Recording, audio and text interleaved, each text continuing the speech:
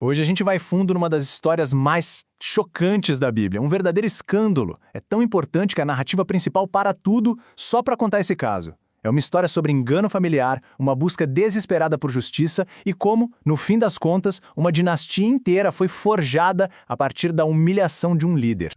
Bom, vamos lá. A gente está no meio da saga de José, certo? Ele foi vendido como escravo, está subindo na vida lá no Egito e, de repente, a narrativa para. Dá um freio de mão. A pergunta que intriga comentaristas há séculos é: por quê? Por que desviar o foco para uma história que, à primeira vista, parece ser só sobre o irmão dele, Judá? Então, a resposta é que essa pausa, ela não é um desvio de jeito nenhum. É, na verdade, uma peça-chave nesse quebra-cabeça gigantesco. A narrativa para nos mostrar, sem filtros, uma história sobre fracasso moral, um plano ousadíssimo de engano e, do final, um momento de redenção tão profundo que as consequências são monumentais. E o irônico é que essa grande história de redenção não começa com um herói, não. Ela começa com a queda de um líder. A história toda começa com Judá no fundo do poço. E aqui, o comentarista Rashi traz uma luz fascinante sobre isso. Ele explica que depois que eles venderam José, os irmãos viram o tamanho da dor do pai deles. E o que eles fizeram?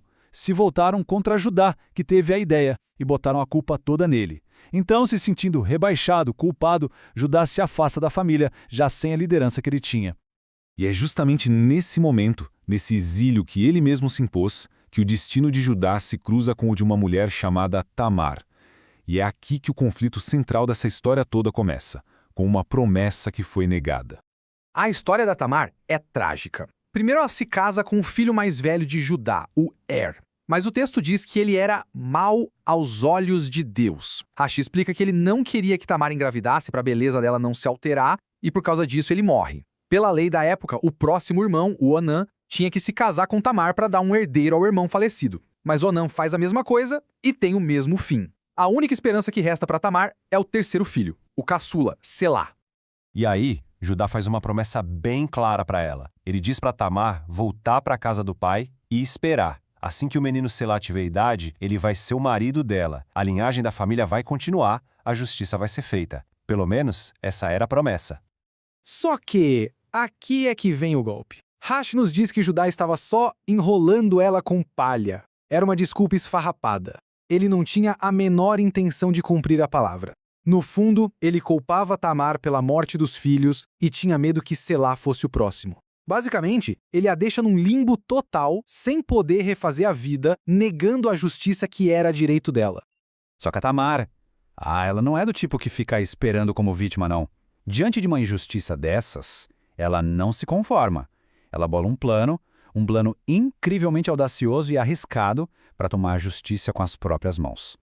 E o plano dela é genial, quase cirúrgico. Primeiro passo, ela confirma o que já sabia. Selá já é um homem feito e a promessa foi quebrada. Segundo, o disfarce. Ela tira as roupas de viúva, bota um véu e se torna irreconhecível. Terceiro, o local. Ela se senta numa encruzilhada, um lugar público, onde ela sabe que ele vai passar. E quarto, o checkmate. Ela planeja conseguir uma prova que ninguém poderia contestar. E não é que o plano funciona? Funciona perfeitamente. Judá, que já era viúvo, está a caminho para tosquear as ovelhas e vê aquela mulher de véu. E aqui Rashi aponta uma ironia cruel. Como Tamar sempre foi muito discreta e recatada, ele nem sonha que é ela. Ele a confunde com uma prostituta e vai falar com ela. Ela pergunta o que ele vai dar a ela. Ele promete um cabrito do rebanho. Mas ela quer uma garantia, um penhor. E o que ela pede de garantia não é dinheiro. Ela pede os itens mais pessoais que ele tem. O anel de selar, que era a assinatura dele, o cordão, parte da vestimenta, e o cajado dele, basicamente a identidade dele. E Judá, sem pensar duas vezes, entrega tudo. 3 meses se passam. E bom, depois de 3 meses, a consequência daquele encontro na encruzilhada se torna bem visível. A notícia chega a Judá como uma bomba. Sua nora Tamar, a viúva, está grávida. E é aqui que a gente chega no clímax da história. Uma confrontação pública onde tudo está em jogo. Vidas, legados, tudo. A reação inicial de Judá é pura hipocrisia. Brutal. Ele, que era o culpado de tudo, sentencia ela à morte na fogueira. Mas o que acontece em seguida o transforma completamente. Ele vai de um juiz severo e hipócrita a um pecador humilde. Tudo num único momento devastador. Imagina a cena. Ela está sendo levada para morrer, e aí ela não aponta o dedo, ela não grita. Ela faz algo muito mais poderoso. Ela manda os objetos para ele com uma pergunta simples e mortal. Reconheça, por favor, de quem são estes. Ela deixa a decisão nas mãos dele. Ou ele se expõe, ou ele a deixa morrer. É impressionante a nobreza da Tamar aqui. Rashi explica que ela poderia ter gritado para todo mundo ouvir, mas ela não quis humilhá-lo. Ela pensou, se ele admitir, ótimo. Se não, que me queimem, mas eu não vou expô-lo publicamente. Ela queria justiça, não vingança. E ali, na frente de todo mundo, Judá vê os objetos. E ele poderia ter negado, mas não. Ele tem seu momento de virada. Ele confessa. Ele diz as palavras que mudam tudo. Ela está mais justa do que eu. Ele admite, publicamente, que foi o erro dele que a levou a fazer aquilo.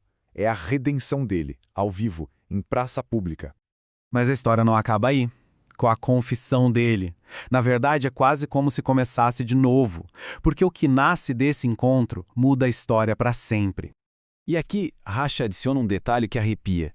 Ele diz que, na hora da confissão de Judá, uma voz celestial, uma voz divina anuncia: de mim estas coisas aconteceram.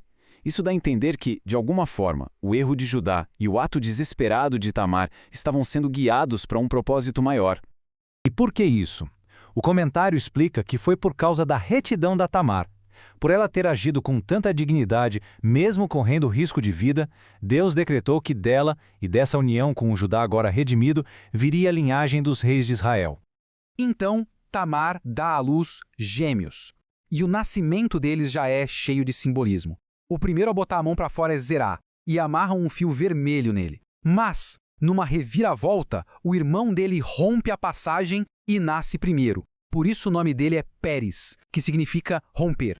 E é aqui que a história toda se amarra de um jeito inacreditável. Aquele bebê, Pérez, o rompedor, nascido de um escândalo, de um ato de engano em busca de justiça, o filho do líder caído, Judá, e de Tamar, a mulher que se recusou a ser esquecida, ele é o ancestral direto do maior rei de Israel, o rei Davi. A dinastia real nasceu desse escândalo.